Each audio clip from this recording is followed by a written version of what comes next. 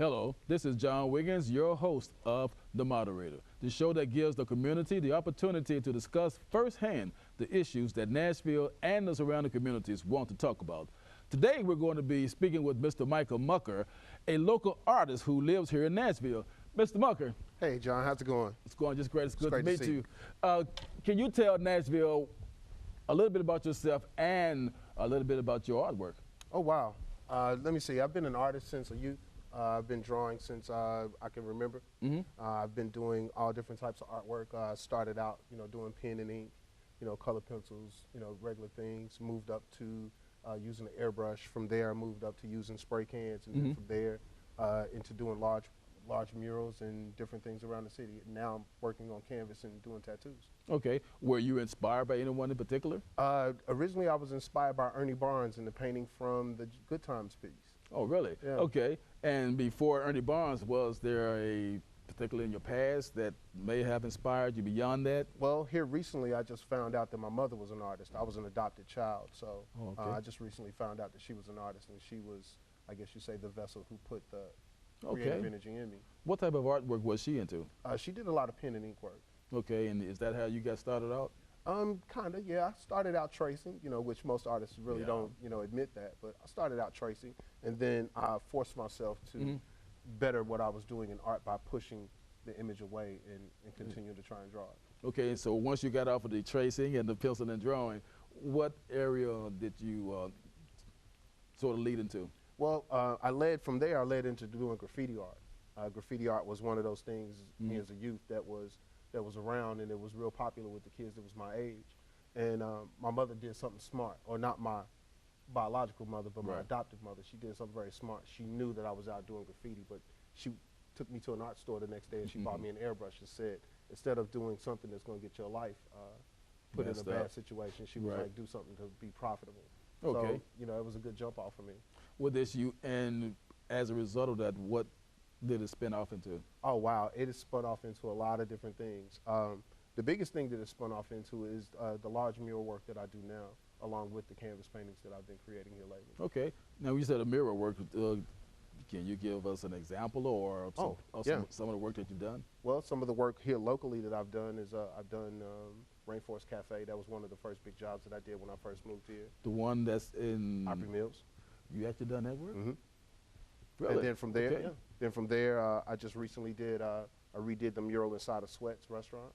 I did some work out at the Old Hickory Hollow Mall, or the Global Mall as it's called now, the Fun and Food, the pizza place that's in the front.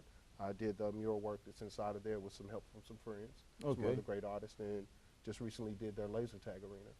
The laser tag arena. Yeah, so what's inside of that? Can you give us an example of inside the laser tag arena? There is it's more like the Marines versus the aliens. So one side looks like the inside of a spaceship, where the other side looks like it's on top of a planet. And where'd you get that idea from? Actually, the owner of the mall actually came to me with that concept. Okay, was that pretty different for you? Yeah, it was, because we did it all in blacklight paints. Oh, okay. Yeah, so when you light goes off, then they kind of glow up, sort of like the old, what you call it, black light situations. Exactly. Okay. Exactly. So yeah, imagine painting to black light in a dark room. So you had to physically paint it. I had to physically paint with the black lights on, with the room dark. Was it airbrush paint or was it? Yeah, it was all airbrush. Wow. Now airbrush was for a while your number one staple of type of artwork you were doing.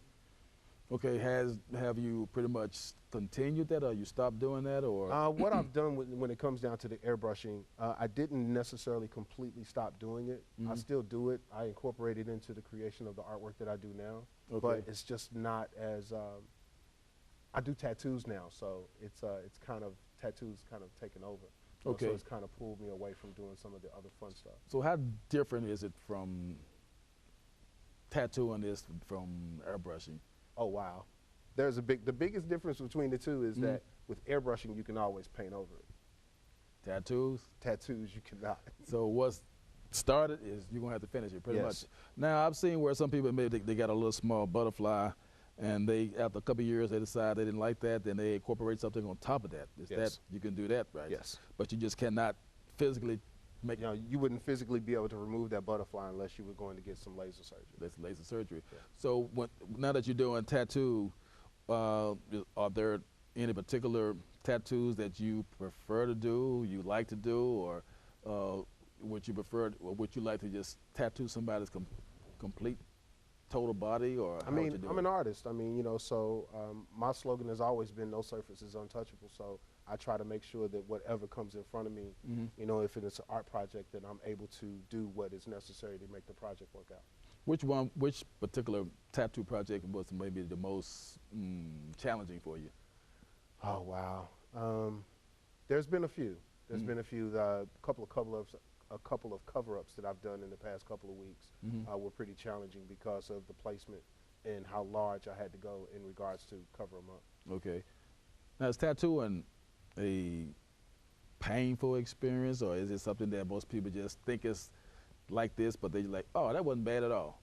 Well, one of the things that I say when I'm in the tattoo shop is that, hey, you came to get stabbed today, huh? Okay. I mean, because, okay, you know, not to put it in a bad context, but, you know, if you turn around, if you honestly think about it, the machine and the needle that's in the tattoo machine is basically piercing the skin at a high rate of speed.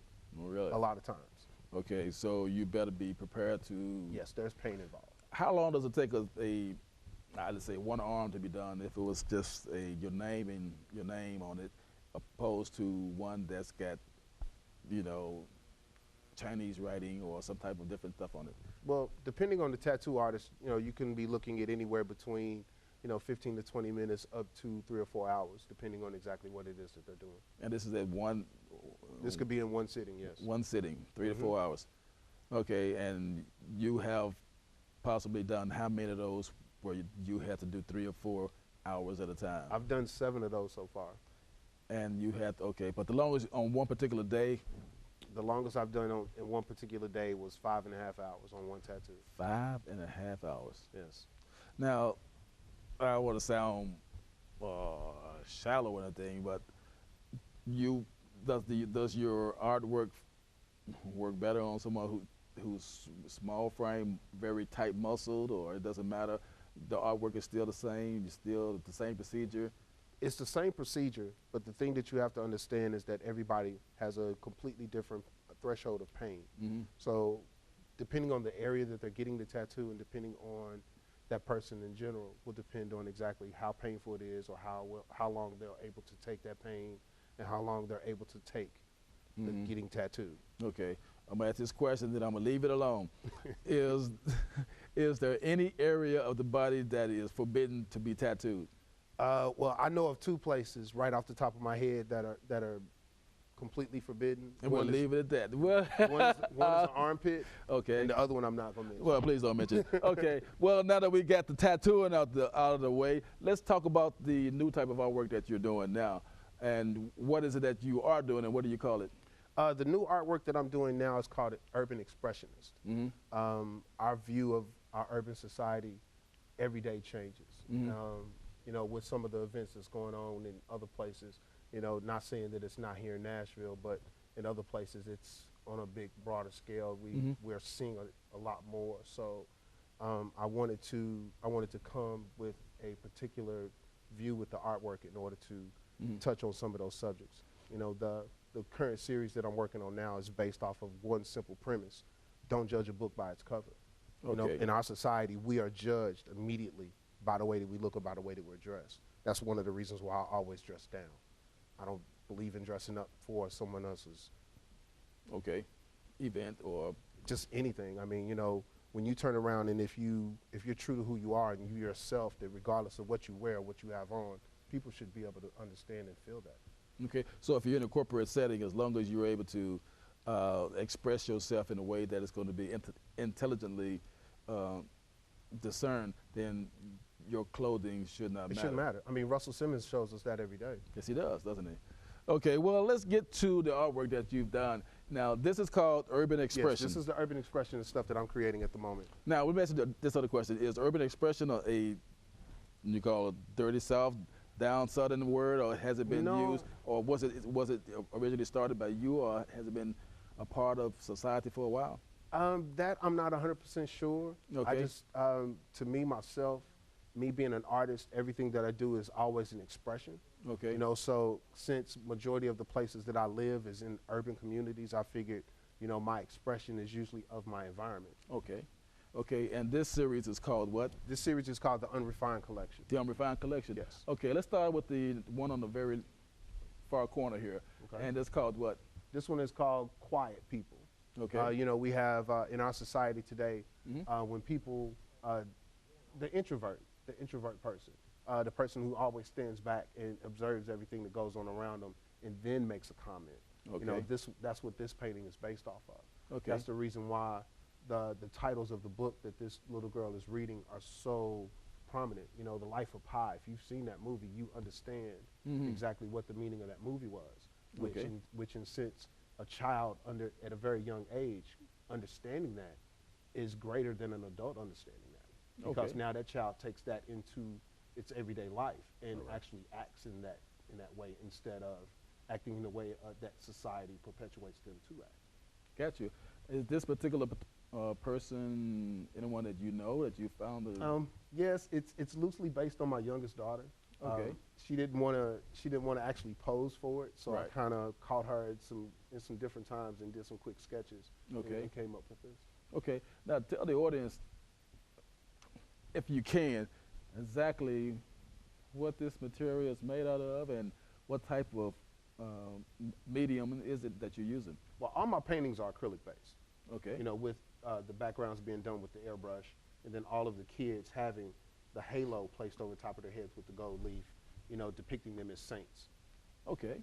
And what is the reasoning for that, the halo? You said depicting them as saints because what? Well, in the early Renaissance paintings that Michelangelo and all the other greats did, you know, all of the saints had the gold halo around their head representing their godliness. So I wanted to make sure that I did that as well with the children, just because of the fact that the impact that the children have in today's society. Okay. Can you tell us what the other mediums that you have on here beside the airbrush and the acrylic? Is there anything else? Well, I mean, the little girls, most of the little girls have earrings, so they're either made of rhinestones of some sort of glittery or shiny substance. Her hair in particular was a mixture of paint and sand in order to give it the texture that it needed to express her afro. Okay, and the afro does she actually have an afro? No. Or was, No. Okay, so you chose to depict her with an afro. Is there a reasoning why? No, actually there isn't. I mean, just our children, all of our kids don't look the same every day. All kids look different on an everyday basis. You know, so I wanted to at least give a good diversity in the look of the children. Okay. Now, I also noticed that when you look at the painting from an angle, it looked like there's different levels on it. Yes, there is, yes. The process in creating one of these paintings takes about a month to a month and a half to create because of the drying time that is necessary between the layering process. Okay. You know, if I say I think at the biggest of all the paintings, I think I may have maybe an inch to an inch and a half of depth off of the canvas that I've created. You know, when they're in a show, or the last time I shown these in a gallery setting, the way that the lighting was casted on them, they casted their own shadow, so it almost like they came to life in the studio. Okay. All right. Now, let's go on to the next painting here. What is the name of this one, and why did you use this medium, and what's the purpose of it? Well, with this one here, this one is based off of a quote by Arthur Ashe, and this was also a depiction of my oldest daughter. She is in the process of struggling to be a creative person herself. So I always tell her that, hey, take the things that you have now and build off of those in order to create something new. Okay. You know, so, and then, you know, my youngest daughter contributed to the drawing here as well. You know, so my kids are involved in my artwork a lot. The secret knowledge of what? The secret knowledge, it's a painting book. It's a book that pretty much breaks down the old masters and their techniques and how they created work. You know, a lot of people don't know that Michelangelo used a device similar to a projector that a lot of artists use today. Okay, pretty much, pretty good. So I noticed that the pencil itself and her hands are about, look like a half of an inch off the painting itself. How long does it take to do a painting like this? These paintings, each one takes about a month and a half. A month and a half? Yes. And is that due to, as you said, each layer has to dry? Each layer has to dry. And it has to dry thoroughly. Even though it's acrylic based, the layering process, the acrylic still needs its proper time to dry. Is there a quick way to get it to dry? Or I haven't found out yet. Okay, so it just has to naturally dry Right. the natural way. You can't just get up whatever heat and say dry. Well, if adding heat to acrylic paint is gonna make it. like it has a plastic substance to it. So it's when gonna- you turn around and you heat it, Yes. you know, you can melt it as well. Gotcha. Okay, and the drawings here you said were done by your Yeah, they were younger done by daughter. my youngest daughter. Yes. So what is her particular gift? My talent? youngest daughter right this now, one here? my oldest daughter, she sings, she dances, and she's also in the process of trying to develop her artistic skills. Okay, sounds great. And this particular area here, those books are pencils or buildings? This was actually done using just regular paintbrush, in order to be able to get the detail. Right. And then another thing that I threw in is this is the month that my oldest daughter was born. This is the month that my youngest daughter was born, and myself as well, and my mother. And this is the date or the month that my oldest son was born. Okay, this is your biological mother? Yes, my biological mother. Okay. And what is this behind it? The technique in order to create my backgrounds is a mixture of using the airbrush and a water gun. A water gun. Yes. So I'll spray the paint from the airbrush onto the canvas and then stand back and shoot it with a water gun and watch it run. Okay. I think you're having some once some again, flashback from childhood and you want to do this. This is a fun, creating art has always been a fun process. And Okay. I try to keep it fun. Okay. So in creating a new piece, I try to find something new to do in order to keep me having the same fun that I was having when I was drawing when I was a kid. Gotcha. Okay. Well, then let's move on to this one. This one has a lot of fun things going on with it. Can you explain this one? Well, this one here, the quote on this one was so great that I wanted to make sure that the artwork went along with it as well. The statement makes its own, and then with the book that the child is reading, Knowledge Engineering, it's a very technical book. That was one of the things that I wanted to make sure I incorporated in each one of the paintings. That not only were the kids either listening to some sort of written knowledge or they were reading it, to show that kids just don't spend all their time in front of video games or in front of some sort of, digital device. Okay, and his halo was completely around his head. I guess each one of them would be if they was in a different angle. Yes. Is that so? There's no particular. No, reason there's no why- particular reason why his halo is full. Okay. It's just his shot was from a little bit more distance away. Okay. Yeah, everyone is gifted, but some people never opened their package. Was that a phrase from where? That was a phrase from, what is his name? Can't think of his name right off the top of my head, but all of the quotes are very famous quotes from very famous people, in our human existence. This one here, there are so many depths to it that it just seemed to just fly off the page, almost like the butterflies just floating around. Exactly. Well, and then the quote it's a Gandhi quote.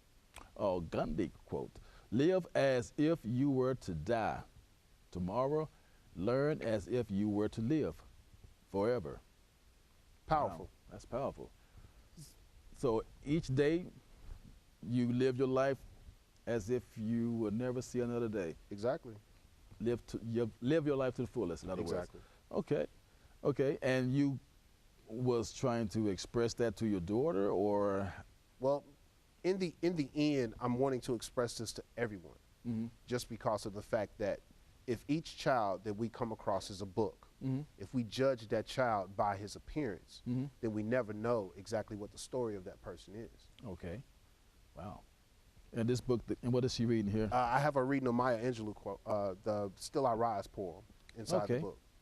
Sounds great. Sounds great. And and of course, is there any way that you can tell us a little bit about what's in each one of these, as far as the medium and what's inside of the acrylic? How do you get it to rise? Well, the acrylic, the process is it's thin sheets of acrylic, acrylic paint that is dried, that I turn around and I stack on top of each other. Okay. With using paint. Okay. And that's how I'm able to get the depth in the characters. Okay. And this next painting, which is In Life, I'll let you read it. in life, unlike chess, the game continues after checkmate. Okay. You know, I guess the best way to put that is, you know, when we grew up as children, if we got into a fight in the neighborhood, you know, after the fight was over, we would go get ice cream, or we would go get some candy, or we would do something else beyond that. It wasn't just the context of us having an argument and then having a fight. You know, we were able to move beyond that because whatever our view was, or whatever it was that caused that that altercation, we were able to solve it. You know, the children now have not figured that out. Quickly, what are these two things? It's based off of another book. You know, one of the things that I wanted to do, or one of the things that I'm kind of known for, is adding a lot of subliminal messages into my pieces. This in particular is How Amazing Is That Raisin in the Sun. Okay. You know, just like if you can see very closely the iPod that he's holding in his hand, he's listening to the book Searching for Bobby Fischer, sitting in the park playing chess. Okay. Okay. So you're, as a perpetuating education. Yes. You're pushing it very hard that African American youth needs to do more than just pick up a iPhone or an iPad and just play with games. But if you're going to play with games, play with something that's going to excel your memory, your thoughts, your ability to move along in life. See, when you turn around and you sit back and you look at, you know, our society today, most of the kids, you know, when it comes down to social media, you know, the things that they see in social media, they believe immediately. When we grew up as kids, we were taught to question everything. We were not we were told not to believe it until we proved it either being true or untrue. You know, so that's kind of more along the lines of where I wanted to go in each painting. I want to invoke thought. I want to make people start questioning, well, why did he do this, or why is that there? That critical thinking part of life that we seem to have, you know, veered away from. Yes. Let's go with this last one here. It looks like this one's a pretty powerful piece that you took taking a lot of time to do some work with it, because it has a lot of different symbols on it. Well, in regards to this one here, by far, of all of the paintings that I've done so far, this was the very first one. And this one is the one that's closest and dearest to me as well.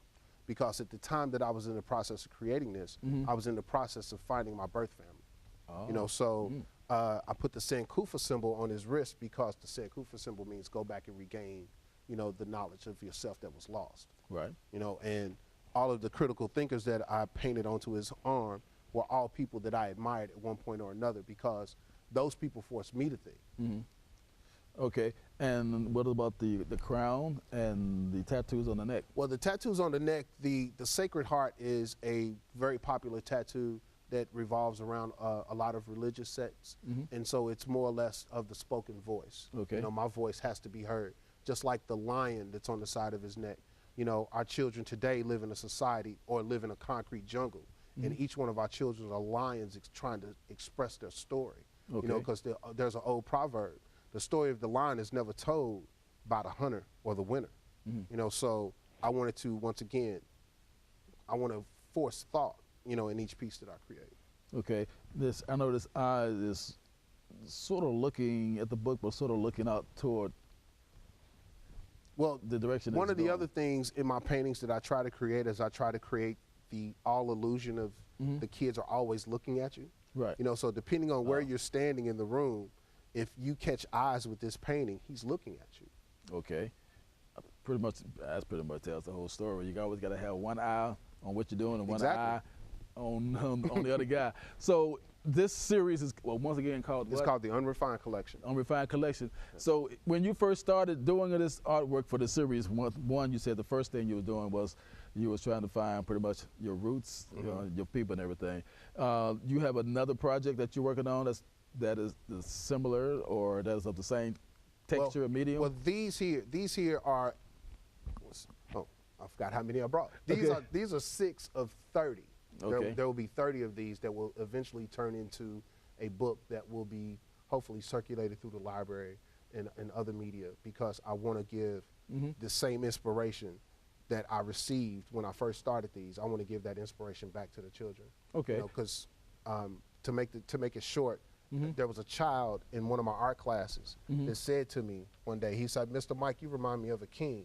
And as I was thanking him for saying that, he came right behind it and said, "'Cause he who bears the crown dons many hats." Wow. which immediately blew me away because I wasn't expecting that to come out of the mouth of a 10-year-old. No, not on a normal basis. You know, and then in particular, that particular 10-year-old that came out of his mouth, you know, he had ADHD, you know, he was taking all different types of medications, you know, in order to keep him calm. But his wisdom still showed through all that. And I was truly inspired by that. Okay. Well, let me ask you this question because we're running real short on time for this for the program. So if the audience wanted to be able to get in touch with you to find out more about your artwork, how would they contact you? Well, there's a couple of different ways that they can get in contact with me. I have a website. Okay. My website is worksofmike.com. You can contact me there. You can find me at One Drop Ink Tattoo Gallery and Studio, which is located on Ed Temple and Jefferson. You can get in contact with me through my contact information on my website. I'm a fairly easy guy to find. You know, I'm not hard to find. I'm around in the neighborhoods and in the communities just because of the fact of what I'm doing and what I want to put off to the kids. Okay. And if there was anything that you wanted to tell the audience or even the young people as far as wanting to get involved in artwork or any type of creativity, what would you tell them? I would tell them to push their own boundaries. And when you say push their own boundaries, you would say what, meaning? Meaning that if you're happy where you are, get out of that box. And excel into a different area. Exactly. I mean, once you turn around and you pose that statement to a child, that immediately gets their wheels turning. Well, what does he mean by that? So what is it that I like to do? Well, I like to do this. Well, what if I do this? And then immediately, they're now being creative. Right. Now they're moving on to some other things and they're moving on their own. Okay. Now, one other question. If there was anybody in the present or the past that you would have liked to have met, who would that have been? Oh, wow. Wow. There's a lot of people. There truly is. I think the one person that I really would have wanted to meet would have been Malcolm X. Really? Okay. For his knowledge? Just for him as a person. You know, we hear all these different things about Malcolm, you know, but we never knew exactly who Malcolm was as a person. That's true. That's the same thing with celebrities. We see celebrities on a daily basis, but we really and truly don't know who those celebrities are on a personal level. Okay. I would like to get to know him on a personal level just because of the fact that he was a criminal who became a prophet in so many ways. So he came out of the box to excel way beyond where he was. Sounds great. Well, we're at the end of the show. Michael Mucker, thanks, John. It was great to have met you and a chance to see the artwork. And once again, my name is John Wiggins of The Moderator, and we look forward to seeing you again, and thank you for watching the show.